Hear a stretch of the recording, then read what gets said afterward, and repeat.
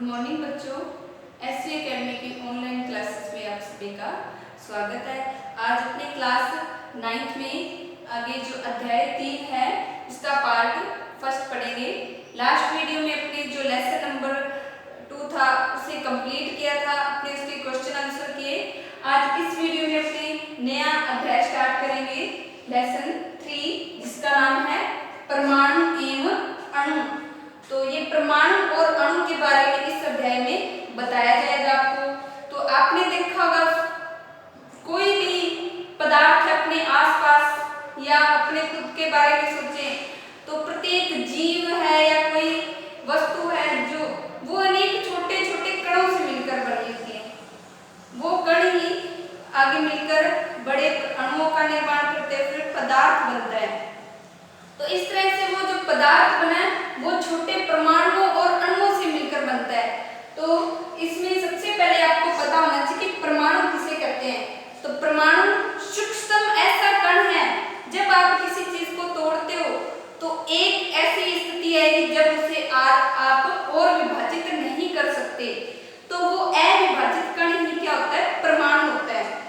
तो परमाणु के बारे में क्या लिखेंगे, सूक्ष्म अविभाजित कण को परमाणु कहते हैं।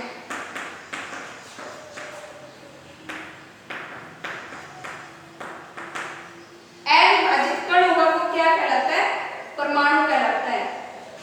अब ये परमाणु की परिभाषा है, सबसे पहले जो महर्षि कणाद थे, महर्षि कणाद ने क्या बताया कि जो परमाणु है वो अविभाजित कण है। तो सर्वप्रथम किसने बताया, सर्वप्रथम परमाणु को महर्षि कणाद ने परिभाषित किया। तो ये नोट करना आपको इम्पोर्टेंट बात है कि परमाणु क्या है और किसने बताया सबसे पहले इसे, महर्षि कणाद ने परमाणु की परिभाषा बताई थी। तो ये नोट करने, इसके बाद में जो परमाणु है वो ही आगे मिलकर क्या बड़े अणुओं का निर्माण कर देते हैं। तो पहले महर्षि कणाद है, इन्होंने जो परमाणु है उसके बारे में ये बताया कि सूक्ष्मतम अविभाजित कण होता है, उसे परमाणु कहते हैं। इसके अलावा परमाणु की और परिभाषा भी बताई गई कि और वैज्ञानिकों ने, जैसे डाल्टन वैज्ञानिक था, तो डाल्टन ने क्या बताया, डाल्टन ने परमाणु के बारे में क्या बताया,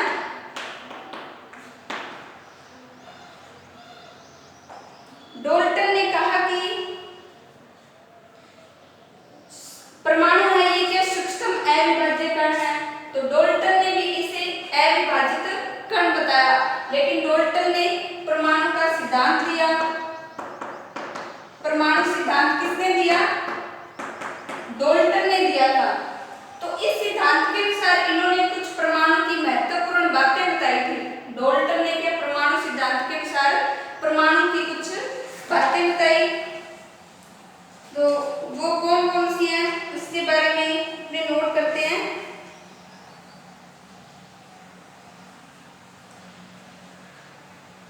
कि जो परमाणु है सूक्ष्मतम अविभाज्य कण है, सूक्ष्मतम अविभाज्य कण है। सेकंड नंबर इसकी बात क्या थी डाल्टन के सिद्धांत की, परमाणु है वो द्रव्यमानों से निर्मित होते हैं। जो सभी पदार्थ हैं, लिख सकते हो, द्रव्य मतलब पदार्थ, सॉरी, सभी द्रव्य है या पदार्थ है वो परमाणु से बने होते हैं। तो सभी पदार्थ जिसे क्या द्रव्य बोलते हैं, तो वो द्रव्य, ये अंतर ध्यान रखना, द्रव्य पदार्थ और द्रव होता है। द्रव्य तो मतलब अवस्था है, लिक्विड अवस्था जिसे बोलते हैं वो द्रव अवस्था होती है। तो सभी पदार्थ हैं वो किससे, परमाणुओं से बने होते हैं। परमाणुओं से मिलकर बने होते हैं। ये हो गया सेकंड नंबर। थर्ड नंबर इस सिद्धांत की क्या बात थी कि जो परमाणु है वो रासायनिक गुण द्रव्यों में समान होते हैं। तो सभी परमाणु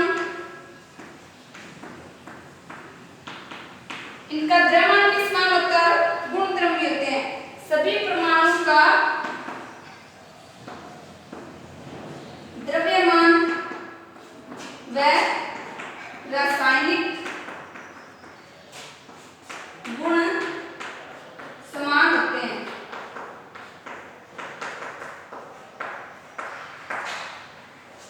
तो ये इसकी तीसरी परमाणु सिद्धांत की बात थी। फिर इसके बाद में डाल्टन ने क्या बताया कि जो अलग अलग परमाणु है उनका द्रव्यमान और गुण भी अलग होंगे। अलग अलग पदार्थ के परमाणु, मतलब कोई अलग पदार्थ है उसके अलग परमाणु होंगे, तो अलग अलग पदार्थ के परमाणु भी द्रव्यमान व रासायनिक गुणों में अलग होते हैं।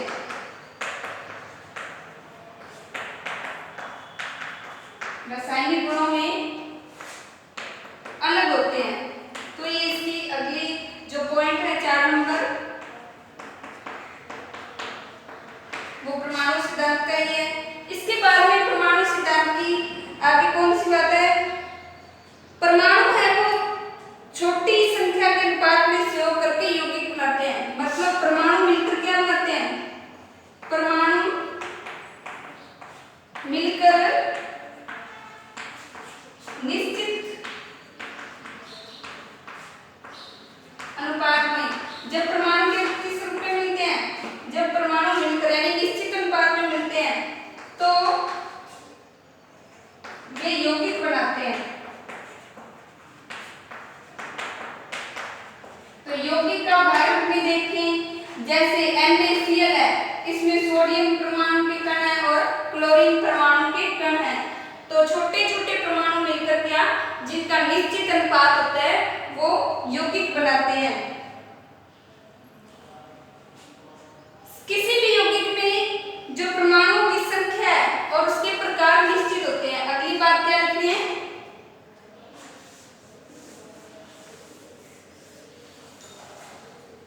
किसी भी यौगिक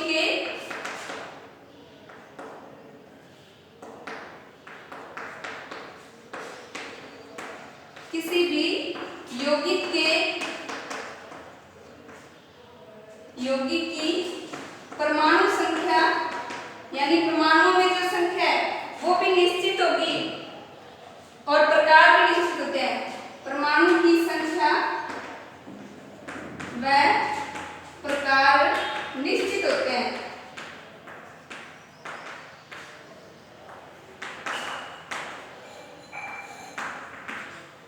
तो ये डाल्टन ने जो परमाणु सिद्धांत दिया उसके प्रमुख गुण थे।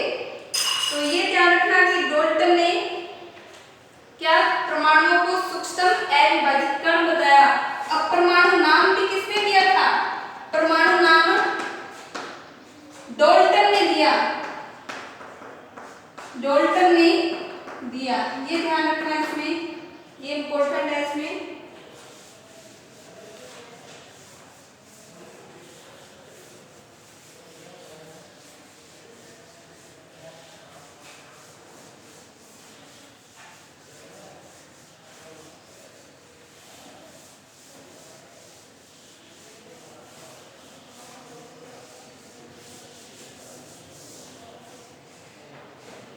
ये परमाणु की सूक्ष्म जो मतलब सूक्ष्म कणों के बारे में डाल्टन ने बताया, उसकी प्रमुख बातें थी।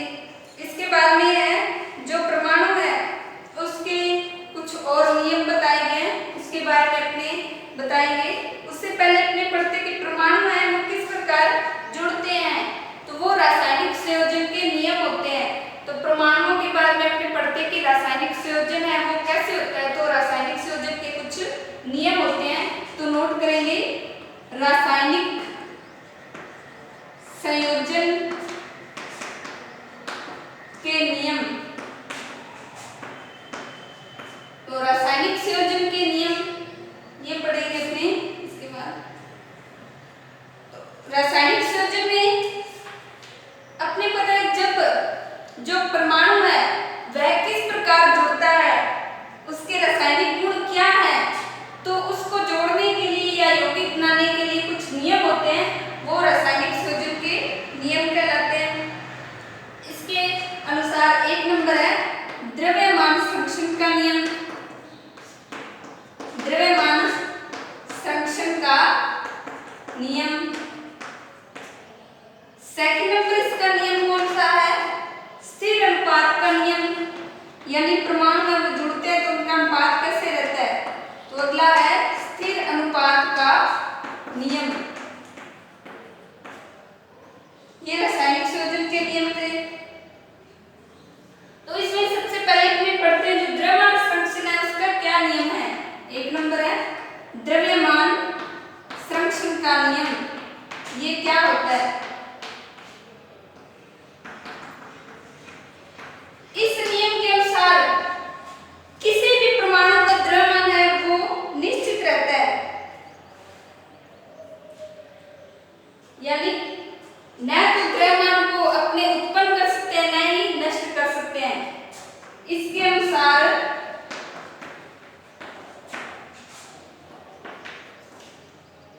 द्रव्यमान को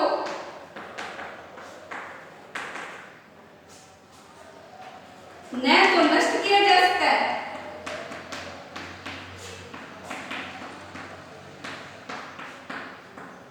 और न ही इसे अपने बना सकते हैं।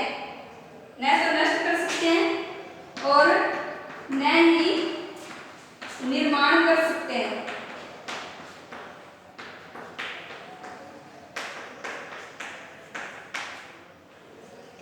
ये परमाणु संरक्षण का द्रव्यमान संरक्षण का नियम था।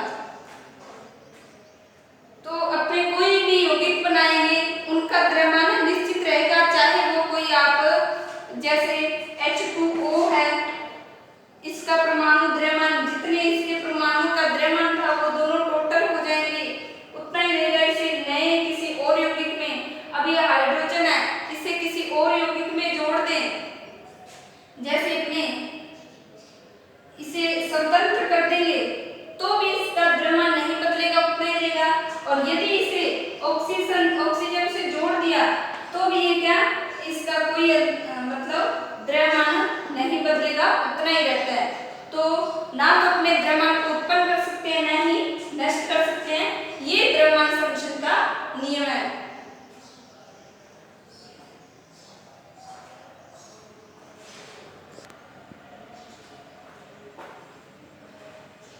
फिर इसके बाद में जो दूसरा नियम है रासायनिक संयोजन का, मतलब जो परमाणु है वो किस प्रकार से संयोजित होते हैं, तो उसमें है स्थिर अनुपात का नियम, यानी जो परमाणु दोनों मिल रहे हैं और यौगिक बना रहे हैं वो एक निश्चित संख्या में ही मिले होंगे, चाहे वो किसी स्रोत से प्राप्त किए जाए, कोई सा भी यौगिक हो, उनमें प्रत्येक परमाणु है उसे चाहे कितनी बार बनाओगे कहीं से लोगे, उनमें परमाणु की संख्या निश्चित होती है। तो लिखेंगे कोई भी यौगिक दो या दो से अधिक तत्वों से ही मिलकर बनता है। इन तत्वों का संयोजन निश्चित अनुपात में होता है, मतलब ये तत्व निश्चित अनुपात में ही जुड़ते हैं। इस नियम के अनुसार किसी भी यौगिक में तत्व सदैव एक निश्चित द्रव्यमानों के अनुपात में विद्यमान होते हैं। जो तत्व होता है उसका द्रव्यमान उतना ही रहेगा, चाहे उसे कहीं से भी लिया जाए। यही क्या है, स्थिर अनुपात का नियम। अनुपात मतलब संख्या में अपने ही बदल देते हैं, कोई दो संख्या ही, जैसे 4:8 लिया तो अपने इसको अनुपात में बदलेंगे तो 2:4 हो जाएगा, या 1:2 लिख सकते हो। तो इनका अनुपात स्थिर होता है, चाहे कैसे भी हो, तो वो स्थिर अनुपात का नियम कहलाएगा। अब जैसे जल है, जल किससे मिलकर बना, हाइड्रोजन और ऑक्सीजन से, तो इसका अनुपात हमेशा 1:8 होगा, चाहे वह किसी स्थान से भी जल लिया गया हो। तो जैसे H2O है, क्योंकि इसमें हाइड्रोजन का परमाणु है, उसका द्रव्यमान 1 ही होता है और उसका परमाणु आवर्त सारणी है जो अपने आगे पढ़ेंगे, उस आवर्त सारणी में हाइड्रोजन को 1 नंबर पे रखा गया है, तो जिस स्थान पे रखा गया है वो परमाणु क्रमांक होता है। और जो ऑक्सीजन है इसे 8 नंबर पे रखा गया है, तो परमाणु क्रमांक 8 होता है और इसका द्रव्यमान होता है 16। तो इसलिए H2O है ये 1:8 में रखे जाते हैं। तो ये निश्चित या स्थिर अनुपात का नियम कहलाता है। तो आज अपने इस वीडियो में जो परमाणु है उसके गुण क्या होते हैं उनके बारे में पढ़ा, उनके संयोजन के नियम पढ़े जिसमें द्रव्यमान संरक्षण का नियम था और स्थिर अनुपात का नियम था। तो नेक्स्ट वीडियो में अपने आगे पढ़ेंगे कि परमाणु है उनके और क्या गुण होते हैं, किस प्रकार के होते हैं, ये कैसे जुड़ते हैं, उसके बारे में पढ़ेंगे। तो आज जितना पढ़ाया उसे अपनी नोटबुक में नोट करना है, नोट्स तैयार करने हैं।